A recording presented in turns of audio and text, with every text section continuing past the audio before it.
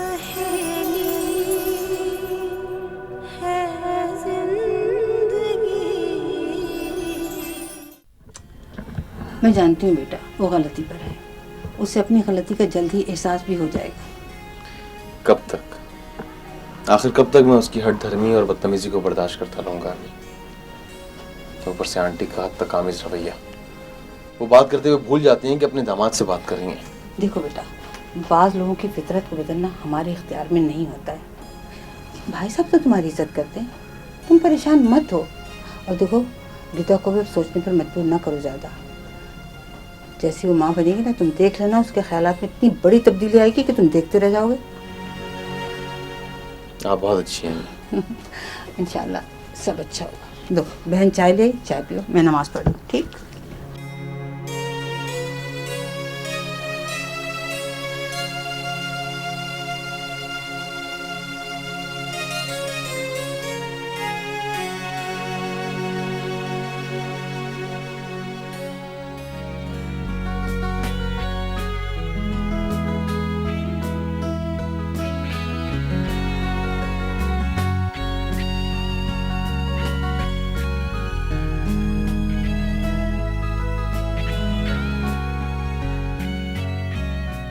नाश्ता लियो? नहीं, बस एक कप चाय पिलाऊं।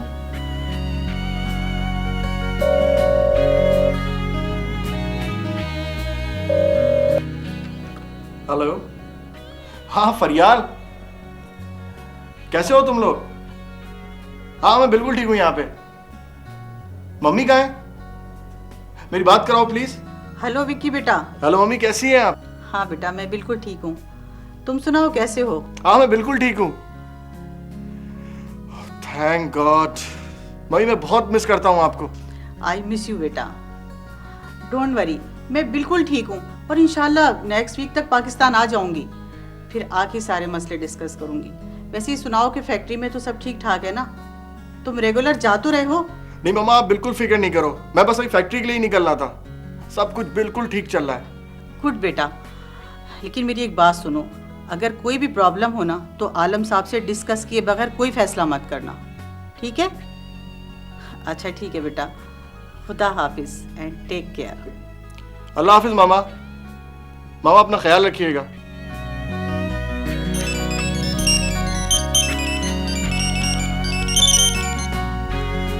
हेलो, वालेकुम सलाम। हाँ जी आलम साहब। क्या? खुल के बताइए क्या कहना चाह रहे हैं। फैक्ट्री में स्ट्राइक हो गई? कैसे? अच्छा ठीक है, मैं आ रहा हूं। नहीं बस मैं पहुंच रहा हूं फौरन। चाय आपकी? नहीं बस रहने दो। लगता है किसी लड़की ने बुलाया। लो अम्मी इतने दिन हो गए फराज ने फ़ोन नहीं किया, कहीं वो मुझे भूल तो नहीं गए? कैसी बातें करती हो? अरे कुछ ही दिनों की बात है, फिर देखना कैसे पागलों की तरह दौड़ता चलाएगा। और वही वक्त होगा जब तुम उससे अपनी बात मनवाओगी। सही कह रही है ना आप, वो मुझे अलग घर भी लेके देंगे ना? हाँ हाँ, क्यों नहीं लेके देगा। अच्छा अब तुम ज्यादा फालतू बातें मत सोचो समझी, ऐसे वक्त में ज्यादा सोचना बच्चे और माँ दोनों के लिए ठीक नहीं। चलो बेटा पियो ये जूस।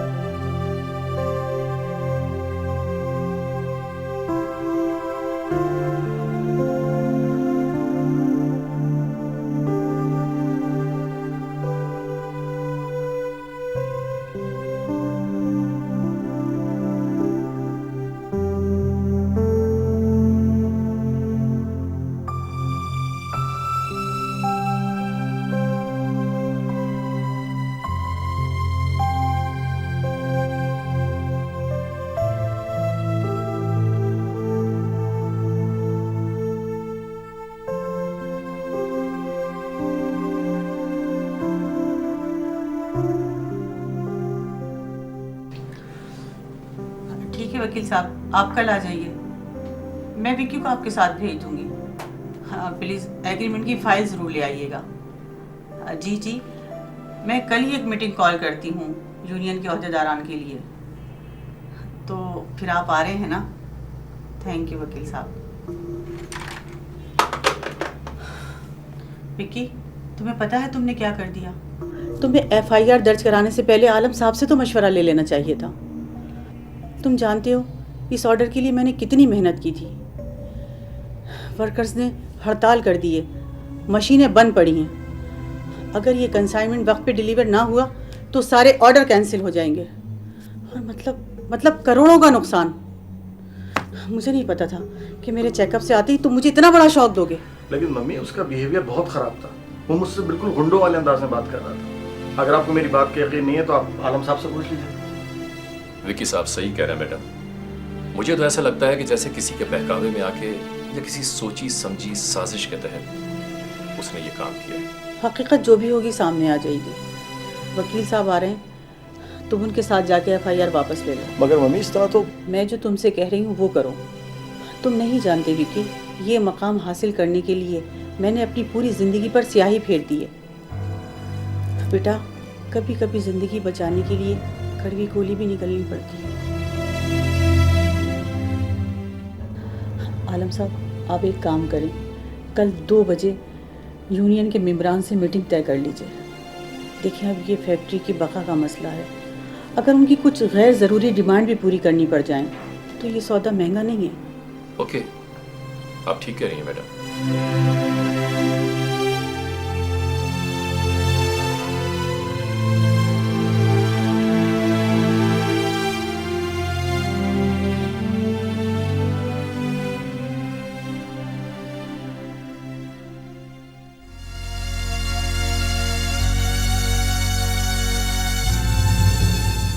बस तो फिर रिदा नहीं जाएगी तुम्हारे साथ। आजरा बेगम, रिदा जाएगी, बल्कि अभी जाएगी।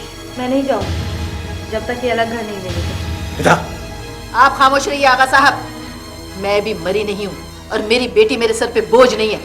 तुम जा सकते हो और अब उस वक्त इस घर में आना जब रिदा के लिए अलग फ्लैट ले सको, समझे?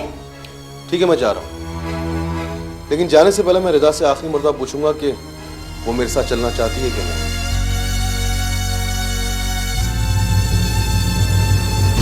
हरगिज नहीं, जब तक आप बस, अब और कुछ नहीं पूछना मुझे तुमसे। लेकिन एक बात याद रखना कि मैं अब तुम्हें लेने नहीं आऊंगा।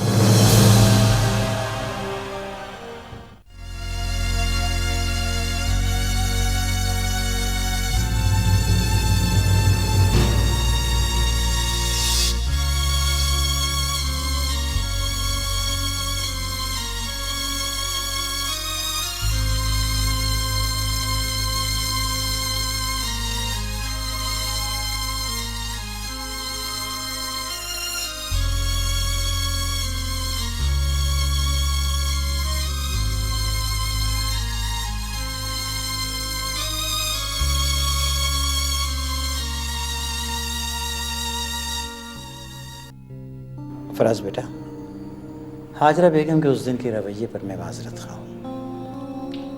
वैसे मैं तुम्हारे घर आना चाहता था, लेकिन शर्मिंदगी की वजह से ना आ सका। बहरहाल अब मैं तुम्हारे ऑफिस आ गया। बेटा, अगर तुम्हें रिदा से कुछ शिकायत है तो मुझसे कह दो, मैं उसे समझा दूंगा।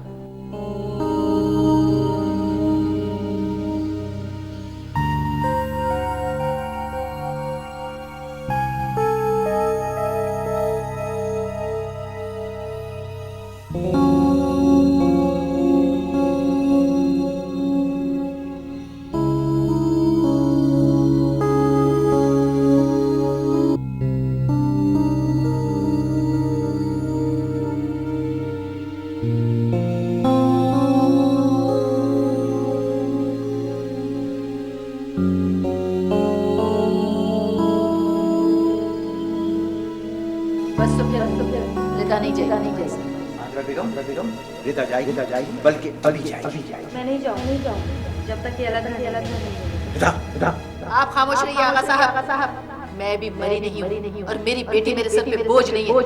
तुम जा सकते हो और अब उस वक्त इस घर में आना जब रिदा के लिए अलग फ्लैट, समझे?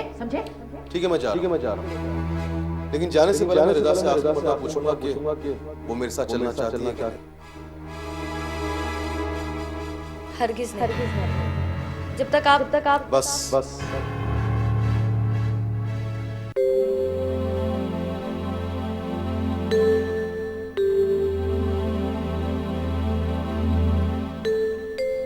क्या बात है कमाल साहब, 5 बजे का वक्त तय था इस मीटिंग के लिए और रोहिल साहब का अभी तक कुछ पता नहीं।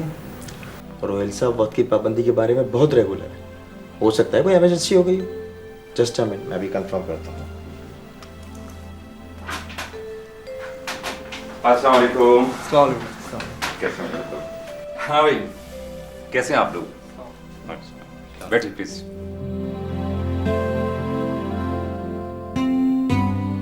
भाई मान गए रोहिल साहब आपको, वक्त की कदर तो कोई आपसे सीखे। मेरी जिंदगी के कुछ असूल हैं, उनमें से एक वक्त की कदर करना। और मैं समझता हूँ जो लोग वक्त की कदर नहीं करते हैं, वक्त भी उन्हें अपने बेरहम पंजों तले रौंद देता है। एनीहाउ, ये बताइए, आपने मिस अलीज़ा को इन्फॉर्म किया इस मीटिंग के बारे में? जी sir, but she is not feeling well. कह रही थी 1-2 दिन और नहीं आ सकूंगी। ठीक है, फिर ऐसा करते हैं कि मीटिंग शुरू कर देते हैं। Why not? जैसा कि आपको मालूम है रोहिल साहब, इस साल बेस्ट अवार्ड के लिए हमारी एजेंसी के अलावा 2 और एजेंसीज भी हैं जो इस अवार्ड को विन करने के लिए एड़ी चोटी का जोर लगा रही हैं। I know, but sorry to say, इस कैंपेन के लिए आप लोगों ने कोई स्ट्रेटजी, कोई प्लान की है? जी सर, राना साहब कह रहे थे कि अगर हम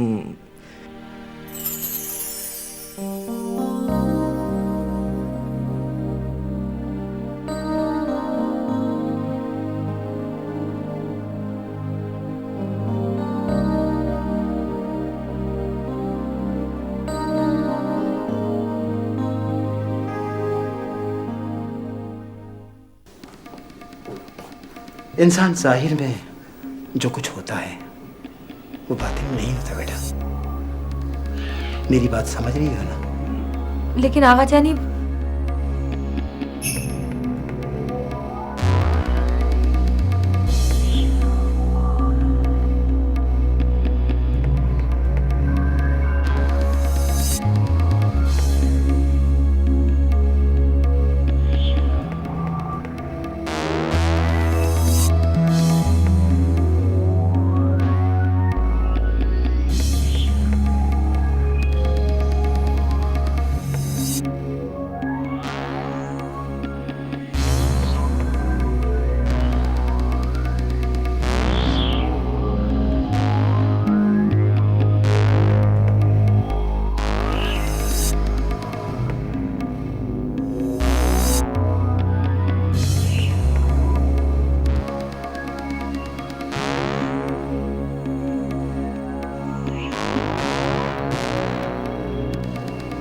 तुम जा सकते हो और अब उस वक्त इस घर में आना जब रिदा के लिए अलग फ्लैट ले सको, समझे?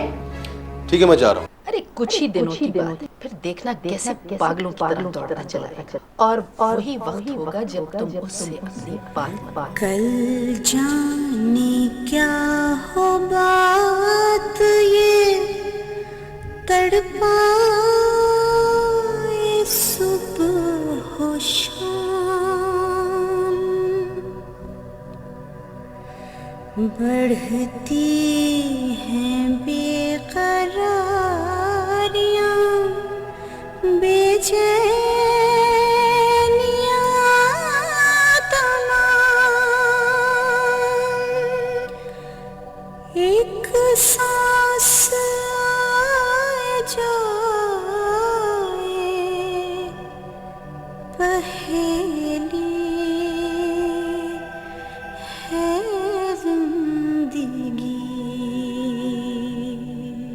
आप खामोश रहिए आगा साहब। मैं भी मरी नहीं हूँ और मेरी बेटी मेरे सर पे एक बोझ बात नहीं याद है। रखना कि मैं तुम जा सकते अब तुम्हें लेने हो नहीं। और अब उस वक्त इस घर में आना, तुम जा सकते हो और अब उस वक्त इस घर में आना, एक बात याद रखना, तुम जा सकते हो अब और अब उस वक्त इस घर में आना। आप एक बात याद रखना कि मैं साहब। अब तुम्हें ले लेनी है। तुम जा सकते हो, मेरी बेटी मेरे सर पे बोझ नहीं है। तुम जा सकते हो। आप खामोश रहिए आगा साहब। एक बात याद मैं भी रखना, मरी नहीं हूँ अब तुम और मेरी बेटी मेरे सर पे बोझ। अम्मी, अम्मी, रिदा, अम्मी उठिए। क्या हुआ? तबीयत बिल्कुल भी ठीक। अरे मेरी बच्ची, अभी क्या हुआ? अम्मी, शिजा, शिजा, रिदा, शिजा, क्या हुआ? बाजी को क्या हुआ अम्मी? वो जाके अपने अब्बू से कहो जल्दी से टैक्सी लेके आए। जाओ। जी मैं बता रहा हूँ।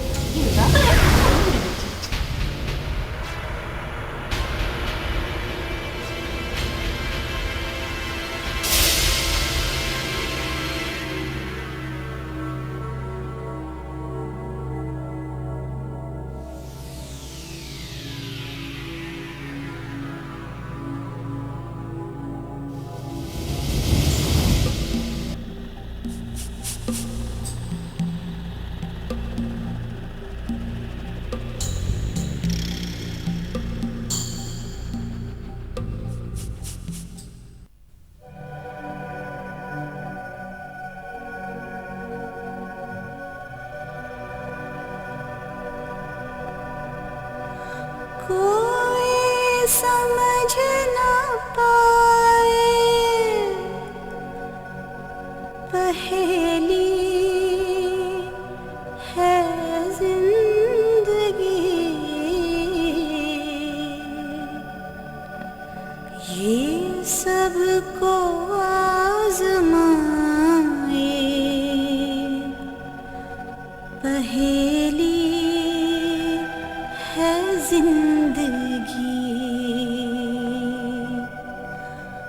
पहेली है जिंदगी।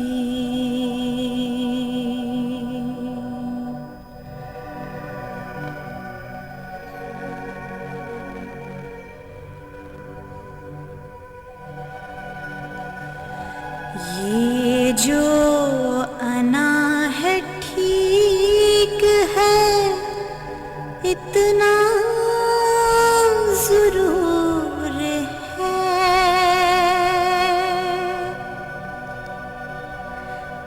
तेजी मिजाज में है तो बेजा गुरूर है,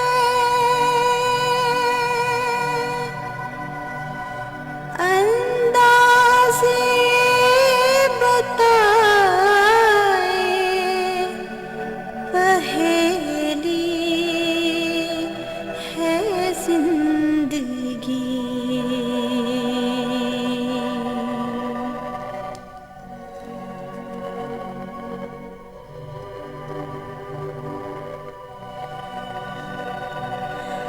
माँ बाप चाहते हैं कि सुख पाए बेटियां,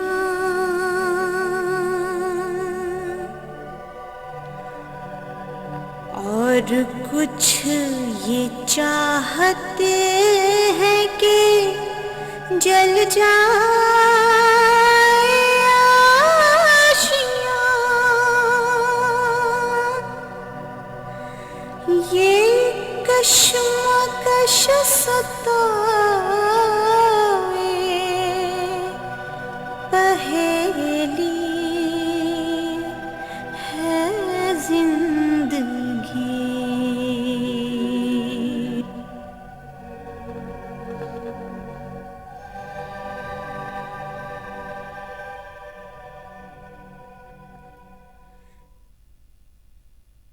राशिद, तूने कहा था कि काम खत्म होते ही तुझे 10,000 रुपए मिल जाएंगे और मेरी नौकरी भी खतरे में नहीं पड़ेगी। अब अपनी बात से क्यों मुकरा तू? कहा था, बिल्कुल कहा था, और ये भी कहा था कि जब तक विक्की का करोड़ों रुपए का ऑर्डर कैंसिल नहीं हो जाता तब तक फैक्ट्री बंद रहनी चाहिए, और तुमने इसकी हामी भरी थी। बोलो, क्या झूठ बोल रहा हूँ मैं?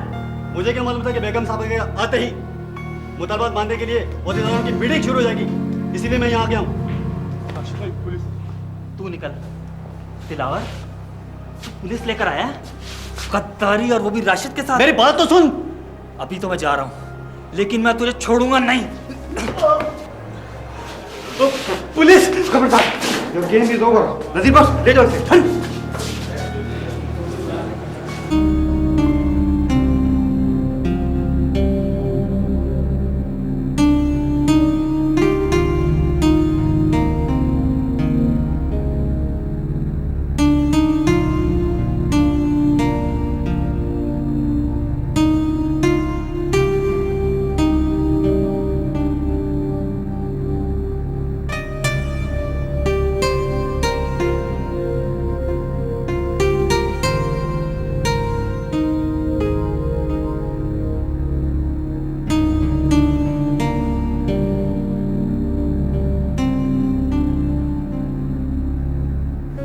हमारे पुराने आदमी हैं, हमने आपको कभी अपना मुलाजिम नहीं समझा, फिर आप दिलावर की बातों में किस तरह आ गए? हम शर्मिंदा हैं बेगम साहिबा, दिलावर ने हमें ऐसा उलझाया, हमारा दिमाग ही पलट गया। वो आपसे कितना मुखलिस है, इस बात का सबूत इस मीटिंग में उसकी गैर मौजूदगी है। देखें, अभी भी कुछ नहीं बिगड़ा, आप वर्कर्स को समझाएं, हमने उनके खिलाफ FIR वापस ले ली है। ये हमारी बका का मसला है, अगर फैक्ट्री बंद हो गई तो हमारे साथ साथ आप लोगों का भी बहुत नुकसान होगा। आप लोग मुझसे वादा करें कि इस नाजुक मौके पर आप मेरे साथ ताउन करेंगे। हमारा ताउन हमेशा आपके साथ रहेगा। कम इन। आई एम सॉरी बेगम साहिबा, डिस्टर्बेंस की माजरत चाहता हूँ। आपका मुजरिम हमारी गिरफ्त में है। नजीर बख्श, लेकर आओ उसे अंदर।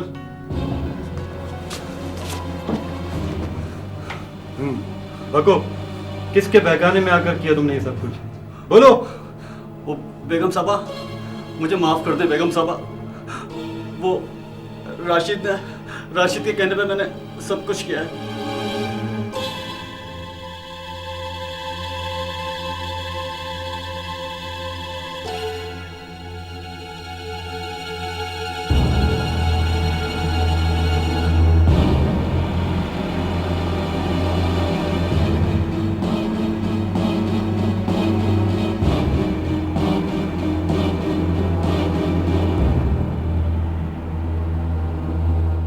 बेगम साहबा, मुझे माफ कर दें, आइंदा मैं नहीं करूंगा। ले जाओ नजीर बख्श इसे। आपने ये खोज लगाया कैसे? बेगम साहबा, मेरा तरीक़ा तफ्तीश सिर्फ FIR और कागजी कार्रवाइयों तक महदूद नहीं है। यही वजह है कि मैंने राशिद के वक़ार साहब के झगड़े से लेकर FIR दर्ज होने तक के हर मामले को ट्रेस आउट किया और फिर वक़ार साहब के राशिद से झगड़े को ही बेस बनाकर दिलावर को मुस्तकिल ट्रेस करता रहा। बिलाखिर मेरा शक दुरुस्त निकला। देख लें, हम असल मुजरिम तक पहुंच गए। हाँ, तो क्या इंस्पेक्टर साहब राशिद गिरफ्तार हुए? नहीं, वो मौके से फरार हो गया है, बट डोंट वरी, हम उसे बहुत जल्द गिरफ्तार कर लेंगे। आप जैसे ही राशिद के बारे में कोई इन्फॉर्मेशन मिले तो प्लीज़ मुझे इन्फॉर्म कीजिएगा। थैंक यू बेगम साहिबा, अब मैं चलूँगा। इंस्पेक्टर साहब, आई एम सॉरी, आप बैठिए, चाय वाय तो पी के जाइएगा। No thanks, I am on duty, इंशाल्लाह फिर मुलाकात होगी। अच्छा बेगम साहिबा, मैं चलता हूँ। Inspector, thank you again. Thank you. देखा आपने कितने मुखलिस हैं ये लीडर आपसे, किस अंजाम तक पहुंचा दिया आपको। फायदा है कुछ?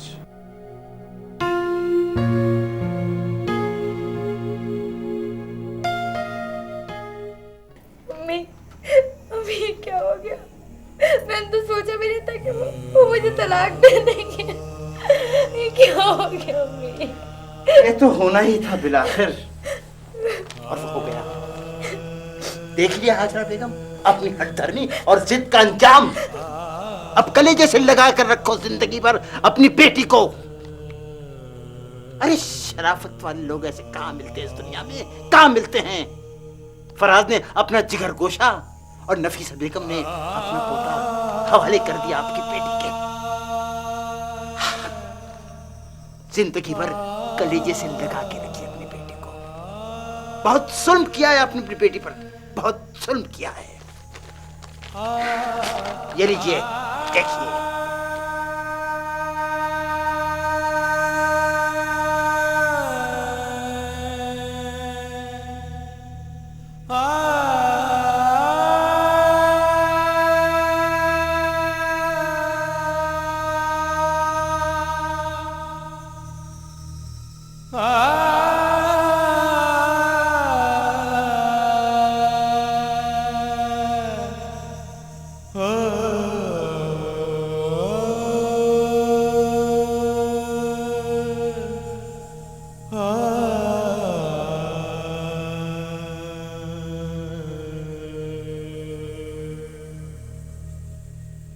आ